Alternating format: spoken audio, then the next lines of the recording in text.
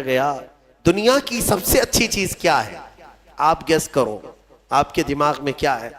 ایک بڑا محل، بہت سارا مال، بڑی جائیداد۔ دنیا کی سب سے اچھی چیز کیا ہے؟ حدیث پاک میں ہے المرأة الصالحہ خیر متاع الدنیا، پورے دنیا کے سامان میں اگر سب سے اچھی چیز کوئی ہے تو نیک بیوی کا مل جانا۔ نیک بیوی اگر کسی کو ملی ہے، یعنی ایک میل اور ایک فیمیل درختوں میں بھی ہوتے ہیں، ان دونوں کو جوڑ دیا جاتا ہے تو بہت جلدی بڑھتے ہیں اور پھل اچھے دیتے ہیں۔ یہ جو کلمی کرنا اس کو کہتے ہیں، کھجوروں کے درختوں کو صحابہ کلمی کرتے تھے۔ میرے آقا صلی اللہ علیہ وسلم جب آئے، صحابہ نے حضور نے پوچھا یہ کیا کر رہے ہو؟ کہا ہم ان کا جوڑا لگاتے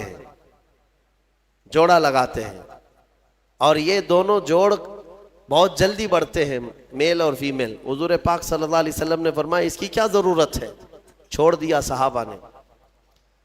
صحابہ نے چھوڑ دیا۔ اس کے بعد پھر صحابہ کہتے ہیں وہ درخت بڑھے ہی نہیں، اور جن کو نہیں لگایا گیا تھا وہ پھل صحیح سے دیے نہیں۔ تو صحابہ آئے، عرض کرنے لگے یا رسول اللہ صلی اللہ علیہ وسلم ہم نے چھوڑ دیا تھا۔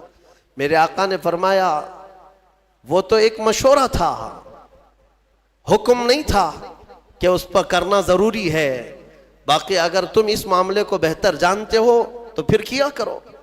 نبی اکرم صلی اللہ تعالی علیہ وسلم نے مشورے کے سلسلے میں یہ جو آداب بتائے ہیں، مشورہ جو ہے وہ حکم نہیں ہوتا، یعنی کسی کے اوپر زبردستی نافذ کرنا، امپلیمنٹ کرنا نہیں، اس کو مشورہ نہیں کہتے۔ حضرت ابو بکر صدیق رضی اللہ تعالیٰ عنہ کا ایک قول ہے، توجہ چاہتا ہوں۔ جب کوئی تمہارا بھائی تمہارے پاس مشورہ لینے آئے تو امانت داری کے ساتھ اللہ کو گواہ بنا کر اس کے لیے خیر کا مشورہ دو، گمراہ مت کرنا۔ حضرت ابو بکر صدیق فرماتے ہیں کہ مشورہ دیا، پھر آنے والے نے مشورہ قبول کیا تو ٹھیک ہے، نہیں تو دو باتیں ہیں، اگر مشورہ صحیح نہیں دیا تھا تو اس آدمی میں خیر نہیں، اور اس نے مشورہ دے دیا تھا لیا نہیں تو اس آدمی میں خیر نہیں، دو میں سے کسی ایک میں خیر نہیں۔ اچھا مشورہ لینے سے کترایا، پیچھے ہٹ گیا تو گویا کہ اس آدمی میں خیر نہیں ہے۔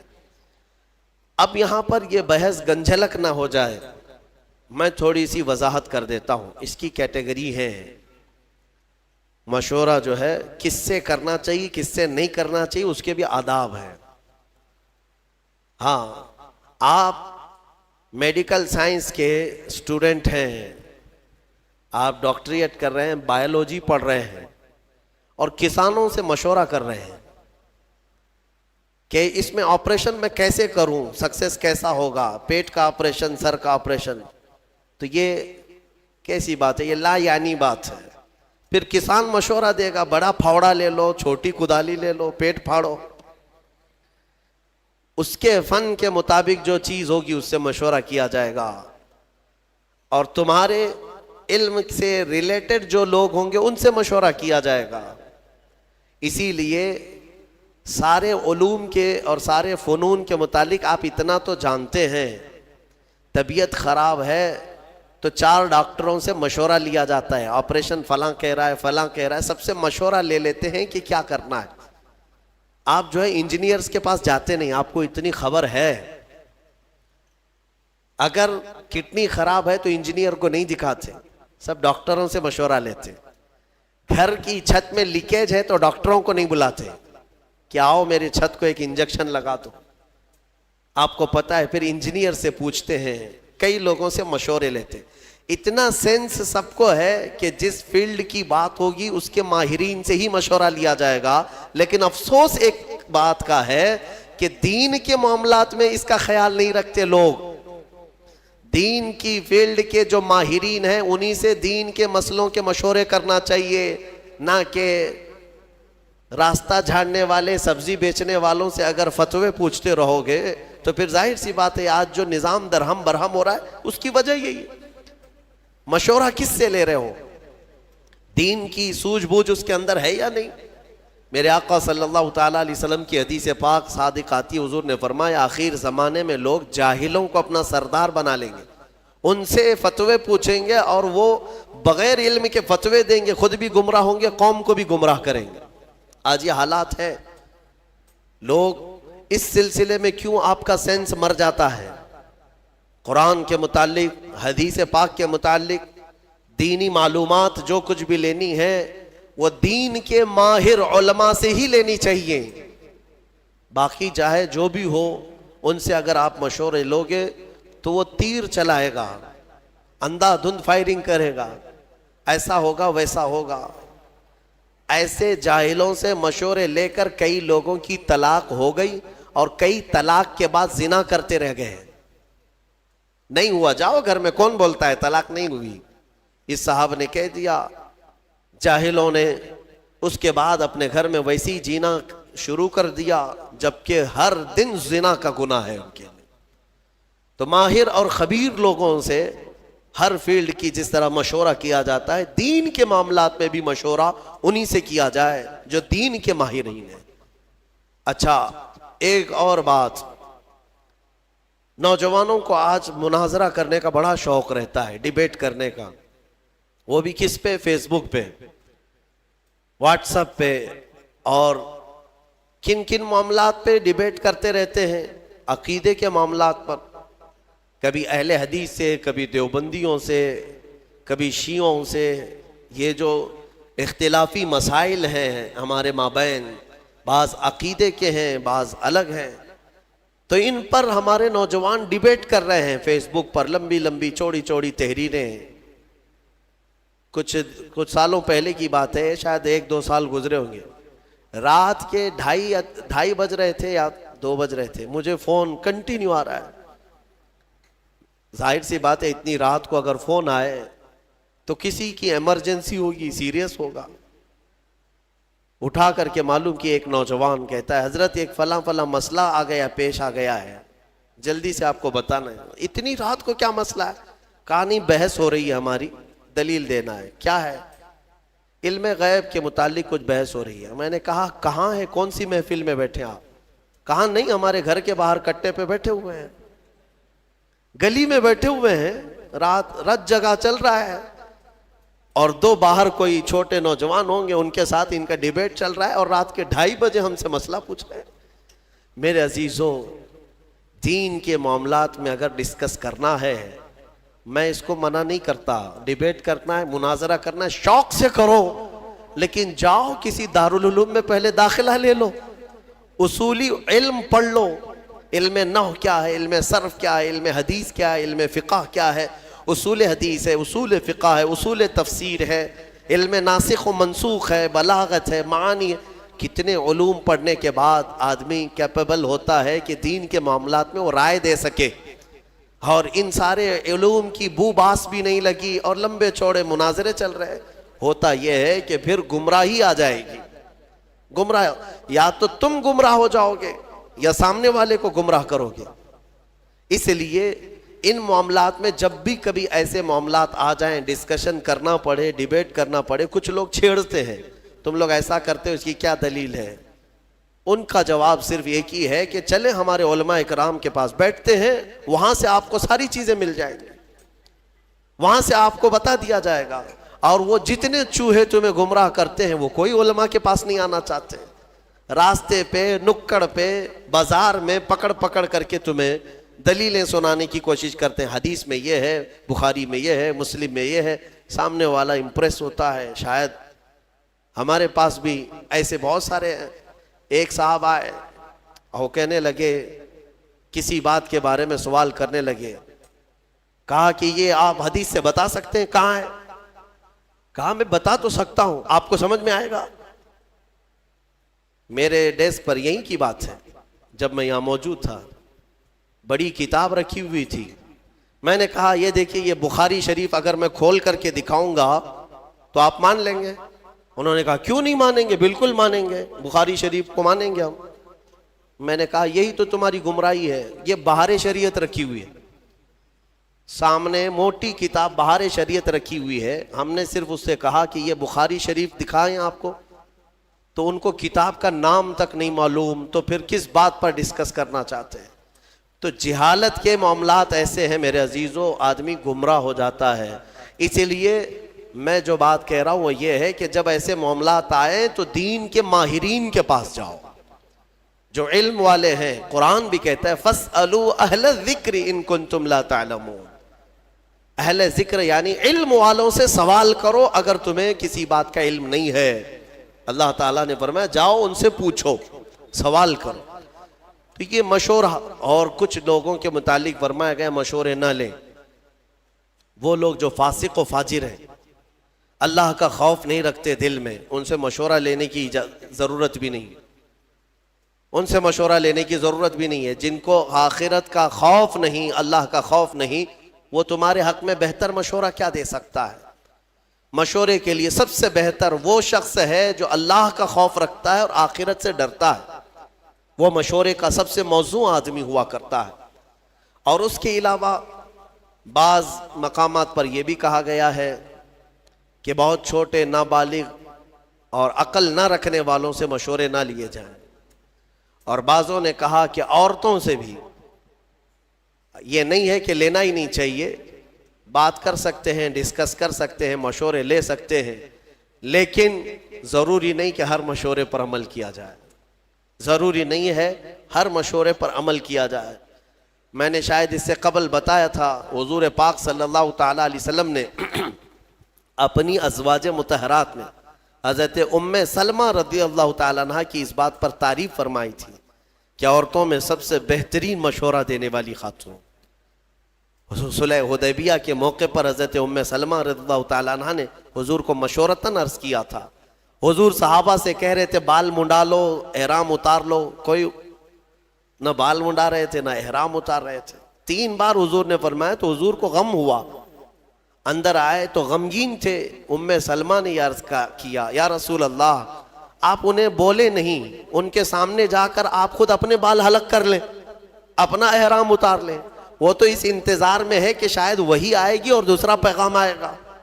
حضور پاک صلی اللہ علیہ وسلم نے حضرت ام سلمہ کے مشورے پر صحابہ کے سامنے آئے اور اپنے بال حلق کر لیے۔ سارے صحابہ اپنے بالوں کو حلق کر لیے، سبوں نے احرام اتار لیا، کیونکہ یقین ہو گیا اب حکم بدلنے والا نہیں۔ تو یہ مشورے کے آداب آپ سیکھیں، اور پھر نظام جو ہے مشورے سے ہی چلتا ہے۔ حضور پاک صلی اللہ تعالیٰ علیہ وسلم جب بڑے بڑے معاملات بھی ہوتے تو صحابہ کو جمع کرتے، مشورہ کرتے۔ مشورے کی ایک دوسری خصوصیت یہ بھی ہے کہ کام ہونے سے قبل اگر کوئی اہم کام ہے تو فرمایا گیا کہ ایسوں سے مشورہ کرو جو تمہارے راز کا امانت دار ہو، رازوں کا امین ہو، اس سے مشورہ کرو۔ یعنی آج تم مشورہ کرنے کے لیے گئے، مشورہ تو دے دیا اور اس نے پھر جا کر کے طبلہ بجانا شروع کر دیا، میرے پاس آیا تھا فلاں ایسا کیا ہے ویسا کیا ہے۔ اس چیز کو بھی غلط ٹھہرایا گیا ہے۔ مشورہ راز کے امانت داروں سے بھی کیا جائے، کیونکہ بہت سارے معاملات ایسے ہوتے ہیں جن میں مشورہ کرنے کے بعد راز کو رکھنا بہت ضروری ہوتا ہے۔ حضور پاک صلی اللہ علیہ وسلم نے اس کی اہمیت کے لیے جانتے، میں نے کل یا پرسوں بنو نذیر کے بارے میں بتایا تھا، یہودیوں نے جو دھوکہ دیا تھا مدینے والے، پھر ان کے ساتھ کیا ہوا تھا پتہ ہے؟ حضور پاک صلی اللہ علیہ وسلم مدینے میں آئے، مسجد نبوی میں رات کو مشورہ لیا صحابہ سے کہ کیا کریں اب ان کے ساتھ۔ الگ الگ مشورے ہوئے کہ انہوں نے ہتھیار ہمارے خلاف اٹھائے ہیں تو ہم بھی ان کے خلاف ہتھیار اٹھائیں گے، کیونکہ دھوکے کی بہت بڑی سزا ہے۔ یعنی جیسے یوں سمجھ لیں کہ دیش ویرودھی ہے، وہ اینٹی نیشنل جس کو کہیں، مدینے کی خرابی کے بارے میں جو لوگ سوچے تھے ان کی سزا تھی۔ صحابہ کے مشوروں سے اتفاق یہ طے پایا کہ ان یہودیوں کے جو بوڑھے ہیں ان کو جلا وطن کر دیں گے، شہر بدر کر دیں گے، اور جو جوان ہیں انہیں مار دیا جائے گا۔ تو یہ طے پایا اور حضور نے فرمایا اس کو راز میں رکھا جائے۔ سارے جو صحابہ تھے سبوں نے آمنا صدقنا کہا اور چلے گئے۔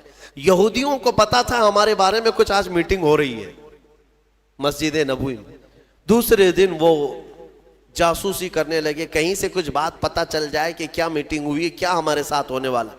ایک صحابی تھے حضرت ابو لبابہ, ان کی پرانی دوستی تھی کیونکہ شہر میں رہتے تھے, یہودی بھی دوست تھے. گزر رہے تھے تو دوستوں نے پکڑ لیا, کہا کہ ابو لبابہ کل تم بھی تھے وہاں پر, ہمارے بارے میں کیا مشورہ ہوا ہے؟ کہا نہیں میں نہیں بول سکتا. صحابی تھے اور امانت دار بھی تھے, وفادار بھی تھے. انہوں نے کہا نہیں میں نہیں بول سکتا. تو انہوں نے بہت اپنی پرانی یادیں یاد دلائی اور منتیں سماجتیں کرنے لگے, بچپن کا تو ساتھی ہے, ہمارا یار ہے, بتا تو صحیح. تو وہ جذباتی ہو گئے, پرانی یادیں, دوستی, یاری سب یاد دلانے کے بعد تھوڑے سے جذباتی ہو گئے, اور انہوں نے صرف کہا نہیں بلکہ یوں اشارہ کیا گردن کی طرف, یوں کر دیا اور چلے گئے, میں نہیں بولوں گا, کچھ نہیں بولوں گا. وہ سمجھ گئے کہ قتل کا منصوبہ مشورہ ہوا ہے. شام ہونے سے پہلے سارے یہودی مدینے سے بھاگ گئے, سب چھوڑ کر نکل پڑے. حضور پاک صلی اللہ علیہ وسلم کو خبر ہوئی تو حضور نے صحابہ کو بلایا اور کہا کس نے اللہ کے رسول کے راز کو افشا کیا؟ کون ہے جس نے ہمارے کل کی رات ہونے والے مشورے کے راز کو افشا کیا؟ صحابہ سب سہمے ہوئے تھے. حضرت ابو لبابہ کہتے ہیں اس کے سامنے کیا چھپائیں جو دلوں کے حالات کو بھی جانتا ہے. کھڑے ہوئے اور کہا یا رسول اللہ یہ خطا مجھ سے سرزد ہوئی, لیکن میں نے کہا نہیں, ہاتھ کے اشارے سے صرف ہلا کر کے اتنا بتایا. تو حضور پاک صلی اللہ تعالی علیہ وسلم اتنے ناراض ہوئے, اتنے غضبناک, کہ صحابہ کے درمیان میرے آقا نے اعلان کر دیا آج کے بعد سے نہ ابو لبابہ کو کوئی سلام کرے گا نہ مصافحہ کرے گا, کوئی بات چیت بھی نہیں کرے گا, مکمل بائیکاٹ. آپ سمجھتے ہیں کون سی بڑی غلطی ہے؟ اندازہ کرو میرے عزیزوں, یہ جب کسی چیز کے حفاظت کا حکم دے دیا جائے اور اس کا افشا کیا جائے, وہ رحمت للعالمین اگر کسی کے متعلق اتنی سخت سزا دیتے, معاملے کی حساسیت سمجھ سکتے ہو آپ, کتنی نزاکت ہے اس کے اندر. اور حضرت ابو لبابہ کہتے ہیں سارے صحابہ حضور کی ایک بات پر سر جھکا لیتے, اب سب سامنے سے گزرتے تھے, کوئی بات نہیں کرتا تھا, نہ حضور پاک ان سے مصافحہ کرتے, نہ سلام کلام, کچھ نہیں. اب ظاہر سی بات ہے ان کے لیے یہ موت سے بڑی سزا تھی. مدینے میں رہتے ہوئے بہت سخت حالات تھے, یہاں تک کہ ان کی سگی بیوی وہ بھی بات نہیں کرتی تھی, کھانا وقت پر لا کر دے دیتی تھی لیکن بات نہیں کرتی تھی. رسول پاک نے منع فرمایا ہے. صحابہ اکرام تھے, صحابہ. حضور پاک صلی اللہ علیہ وسلم کے اس اعلان کے بعد ابو لبابہ نے اپنے آپ کو مسجد نبوی کے کھمبے سے باندھ لیا تھا, رسی سے, اور اپنی بیوی سے کہا تھا مجھے اس وقت تک باندھے رکھو جب تک میری توبہ قبول نہ ہو جائے. اللہ تعالیٰ جب تک مجھے معاف نہیں کرے گا تب تک مجھے کھولنا نہیں. ان کو باندھا گیا, نمازوں کے وقت کھولا جاتا تھا, کھانا دیا جاتا تھا, حاجتیں کرتے پھر بندھ جاتے تھے. 40 دن گزر گئے ان کے, یا 1 مہینے کے قریب. اتنا لمبا عرصہ وہ رسی سے بندھے رہے. پھر رب ذوالجلال نے وہی فرمائی اپنے حبیب پاک صلی اللہ علیہ وسلم. اللہ تبارک و تعالی حضور کے غلاموں پر بھی رحیم ہے, رحم فرمایا اور حکم ہوا کہ ابو لبابہ کی توبہ قبول ہے. جیسے ہی یہ بات آئی, حضور پاک فجر کی نماز پڑھائے, واپس آئے, اپنے ہاتھوں سے ابو لبابہ کو کھولا اور اس کے بعد انہیں مصافحہ بھی کیا, اپنی جماعت میں لیا. یہ بتانا مقصود ہے, پوری امت کو یہ درس ہے کہ ان معاملات کو ہلکے میں نہ لیا جائے, یہ حساسیت ہے. یہاں لوگ تو خبری بنے ہوئے ہیں, مسلمانوں کی جاسوسی کرنے پر بیٹھے ہوئے ہیں. اللہ کی پناہ, تمہیں اندازہ بھی نہیں ہے کہ آخرت میں کتنے بڑے عذاب کے شکار ہوں گے. تم کیا سمجھتے ہو 500 کی نوٹ کوئی پکڑا دیں گے تمہیں جاسوسی کرنے پر, تمہارا گھر چل جائے گا؟ کب تک؟ اس ذلت والی زندگی سے نکلو, بعض لوگ پیسے کے لیے کرتے ہیں اور بعض لوگ یہ سمجھتے ہیں کہ پولیس سے ہمارے تعلقات اچھے ہو جائیں گے، کچھ لوگوں کی خبریں دیں گے تو ہم ان کے محبوب ہو جائیں گے۔ کبھی محبوب نہیں بنتے، کبھی محبوب نہیں۔ 10 سال تم خبریں دیتے رہو، محبوب بنے رہو، ایک دن مردود بنی جاؤ گے۔ مردود تو بننا ہی ہے ان کے ہاتھ میں۔ میرے عزیزوں، ان چیزوں سے اپنی قوم کی جاسوسی کرنا، خبریں دینا نہایت ہی سخت بڑا گناہ ہے۔ اللہ کا عذاب اس شخص پر ہے جو مومنین کے متعلق اس طرح کی باتیں کرتا ہے۔ قرآن کہتا ہے وَلَا تَجَسَّسُوا، جاسوسی مت کرو خبریں لے جا کر، بلکہ میرے آقا صلی اللہ علیہ وسلم نے فرمایا من ستر اخیہ ستر اللہ لہ، جس نے اپنے بھائی کا کوئی عیب دیکھا اور چھپا دیا، قیامت کے دن اللہ اس کے سارے عیب چھپائے گا، تمہیں ننگا ہونے سے بچا لیا جائے گا۔ تو ان چیزوں پر عمل کریں۔ بہرحال یہ مشورے کے سلسلے میں گفتگو تھی، بات جو عرض کرنی تھی وہ یہ ہے کہ ایک آیت ہم نے آج تلاوت کی۔ اللہ فرماتا ہے من کان یرید حرث الآخرۃ نزد لہ فی حرثہ، جو آخرت کی کھیتی ہم سے مانگتا ہے ہم اس کی کھیتی میں بہت اضافہ کر دیتے ہیں۔ وَمَنْ كَانَ يُرِيدُ حَرْثَ الدُّنْيَا نُؤْتِهِ مِنْهَا، اور جو ہم سے دنیا کی کھیتی مانگتا ہے ہم اسے بھی دیتے ہیں۔ وَمَا لَهُ فِي الْآخِرَةِ مِن نَصِيب، لیکن آخرت میں اس کا کوئی حصہ نہیں رکھا جاتا۔ جو دنیا مانگتا ہے اللہ فرماتا ہے ہم دنیا دیں گے اسے، لیکن آخرت میں اس کا کوئی حصہ نہیں۔ اسی لیے میرے عزیزو، آخرت مانگو تو فرما رہا ہے کہ دنیا بھی دے دے گا اللہ۔ آخرت مانگو، 4 دن کے لیے کیا مانگو گے یہاں پر؟ کتنا بڑا گھر مانگو گے، کتنی گاڑیاں، کتنی اولادیں، پھر اس کے بعد تمہاری سانس اکھڑ جائے گی، ختم۔ ہمیشہ کا جو گھر ہے وہی مانگو اللہ کی بارگاہ میں۔ اور اگر دنیا مانگنا بھی ہے تو اللہ کی بارگاہ میں یوں مانگو جیسے اس نے خود سکھایا ہے، ربنا آتنا فی الدنیا حسنہ وفی الآخرۃ حسنہ، اے ہمارے رب دنیا میں جو سب سے اچھی چیز ہے وہ مجھے عطا کر، اور آخرت میں جو سب سے اچھی چیز ہے وہ مجھے عطا کر، وقنا عذاب النار، اور دوزخ کے عذاب سے ہمیں بچا لے۔ دنیا میں اچھی چیز مانگنا کیا ہے؟ کیا اچھی چیز مانگو گے؟ اس کی تفسیر میں فرمایا گیا دنیا کی سب سے اچھی چیز کیا ہے؟ آپ گیس کرو، آپ کے دماغ میں کیا ہے؟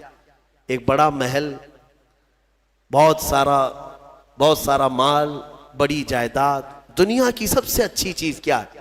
حدیث پاک میں ہے المرأة الصالحہ خیر متاع الدنیا، پورے دنیا کے سامان میں اگر سب سے اچھی چیز کوئی ہے تو نیک بیوی کا مل جانا۔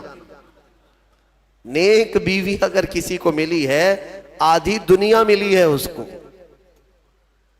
حدیث پاک کی بات میں کہہ رہا ہوں۔ تو دنیا جب مانگی جائے تو نیک و صالح عورت کی تمنا کرنا یہ آدھی دنیا مانگنے کے برابر ہے۔ حقیقت ہے میرے عزیزوں، وہیں سے تمہاری نسل ہے، وہیں سے تمہارا گھر ہے، وہیں سے سب کچھ ہے، حتیٰ کہ تمہارے دماغ کا بھی سارا سکون یا برباد ہونا سب وہیں سے کنیکشن ہے۔ دیکھ لو ایک بار، بہت سارے لوگ جو شادی شدہ ہیں اس کو آزماتے ہوں گے یا محسوس کرتے ہوں گے، زندگی پھر جڑ جاتی ہے، کوئی کام میں وہ تنہا نہیں ہے، ہر چیز میں ساتھ ہے، اور اگر ساتھ والی جلاد ہے تو پھر اس کی یہ آدھی جہنم یہی ہے، اس کی آدھی جہنم یہی ہو جاتی اگر جلاد مل گئی، کیونکہ اس کے دماغ پر اثر ہے، اس کے بزنس پر اثر ہے، دوستوں پر اثر ہے، رات کو سویا نہیں، دن بھر بک بک کرتا رہے گا، اور پھر اس کے بعد سگریٹ کی عادت، بیڑی کی عادت، پھر نشے کی عادت، پھر اس کے بعد نہ جانے کون کون سے راستے اختیار کرتا ہے۔ اگر خاتون صحیح نہ ہوئی تو اس نے اپنی زندگی آدھی تباہ کر لی، اور اگر نیک ہوئی اللہ تعالیٰ نے بہت بڑا انعام تمہیں دے دیا، بہت بڑا انعام دیا۔ میں نے حضرت علامہ ارشد القادری رحمۃ اللہ علیہ بڑے مناظر ہیں، ان کی بہت ساری کتابیں ایسی ہیں جو آج پوری دنیا میں مشہور ہیں، کتابیں جو انہوں نے لکھا، زلزلہ، زیر و زبر، بہت ساری۔ ایک کوئی کتاب ہے جس کتاب کو انہوں نے انتصاب جو کرتے ہیں نا، کتاب لکھنے کے بعد شروع میں کسی کے نام پر کیا جاتا ہے. میں اپنے پیر کے نام پر یہ کتاب کر رہا ہوں, غوث پاک کے نام پر, غریب نواز کے نام پر کتاب کو منسوب کرتے ہیں. انہوں نے ایک کتاب اپنی بیوی کے نام منسوب کیا, تو اس کی وجہ انہوں نے بتایا کہ اگر میری بیوی کا تعاون نہ ہوتا تو میں اتنے دین کی خدمات کر ہی نہیں سکتا. صحیح بات ہے, اگر سوار رہتی تو پھر یہ کہاں جاتے, کہاں خدمت کرتے دین کی, کب کتاب لکھنے دیتی. بچے کی دوا لاؤ, بچے کا دودھ ختم ہو رہا ہے, بازار سے سامان لاؤ, گھر میں آٹا نہیں ہے, شکر نہیں ہے, تو تم تو پورے دن بھر کون سے دین کی خدمت کرتے. حقیقت انہوں نے کہا اللہ تبارک و تعالی دنیا میں جسے نیک و صالح خاتون عطا کرے وہ اس کے لیے بہت ہی بڑا انعام و اکرام ہے. اچھا, جن کی شادی نہیں ہوئی اور وہ نیک بیوی کی تمنا رکھتے ہیں تو یہی دعا کریں, ربنا آتنا فی الدنیا حسنہ. اس میں یہی شامل ہے, اے اللہ ہمیں دنیا کی سب سے اچھی چیز عطا کر. تو اس دعا میں وہ شامل ہے, اللہ نیک چیز عطا فرمائے, نیک عطا فرمائے. دوسری ایک دعا ہے, رب 19ویں پارے میں اللہ تعالیٰ نے یہ بھی ہمیں سکھایا. اللہ تعالیٰ فرماتا ہے ربنا ہب لنا من ازواجنا وذریاتنا قرۃ اعین. اے ہمارے رب ہمیں وہ بیویاں دے یا وہ اولاد دے جو ہماری آنکھوں کی ٹھنڈک بنے, اور پھر متقین کا ہمیں امام بنا دے. متقین کا امام مطلب اولاد ایسی صالح پرہیزگار ہو کہ ہم ان کے امام ہوں. میرے عزیزو, یہ دعا آپ کیا کریں. اخیر میں آج جو اہم آیت ہے اس پر میں گفتگو سمیٹتا ہوں. میرے آقا صلی اللہ تعالی علیہ وسلم نے یوں فرمایا, اللہ نے حضور سے یوں ارشاد فرمایا کہ اے حبیب آپ کہہ دیں, آپ فرما دیں, کیا؟ قل لا اسألکم علیہ اجرا الا المودۃ فی القربا. اے محبوب آپ فرما دیں دین کی تبلیغ جو میں نے تمہیں کی ہے, تمہیں دین دیا, ایمان دیا, قرآن دیا, نماز روزے سب سکھائے, ان سارے کاموں پر اے میری امت کے غلاموں میں تم سے اجرت نہیں مانگتا. حضور یہ فرما رہے ہیں میں اس پر کوئی معاوضہ نہیں مانگتا مگر ایک چیز کا سوال. وہ کیا ہے؟ میری اہل بیت سے محبت رکھنا. اہل بیت سے محبت, یہ حضور پاک نے فرمایا. کوئی چیز اجرت میں نہیں چاہیے, لیکن حضور پاک صلی اللہ علیہ وسلم اگر یہ فرما رہے ہیں کہ اہل بیت سے محبت, تو اندازہ کرو کہ کتنی اہم چیز ہے. میرے آقا صلی اللہ تعالی علیہ وسلم کو اپنے اہل بیت کی محبت کتنی عزیز. ایک حدیث میں نے پڑھا, فرمایا من مات علی حب آل محمد مات مؤمنا. ایک جگہ مات شہیدہ, جو حضور کی آل اور اہل بیت کی محبت میں مر گیا اسے شہادت کی موت دی جائے گی. شہادت کی موت. رسول پاک صلی اللہ تعالی علیہ وسلم کی اہل بیت کون ہیں؟ سیدہ کائنات فاطمہ الزہرا سلام اللہ علیہا, ان کی اولاد امجاد مولا علی کرم اللہ وجہہ الکریم اور حضرت فاطمہ سے جو اولاد ہیں یہ آل ہے. ساتھ ہی مفسرین نے فرمایا حضور کی تمام ازواج مطہرات وہ بھی اہل بیت میں ہیں. حضور پاک صلی اللہ تعالی علیہ وسلم کی ازواج مطہرات اہل بیت میں ہیں. حضور پاک صلی اللہ تعالی علیہ وسلم کے دونوں چچا حضرت امیر حمزہ, حضرت عباس اہل بیت میں سے, حضور کے گھر والوں میں سے. ان سب سے محبت رکھنا ہمارا ایمانی فریضہ ہے.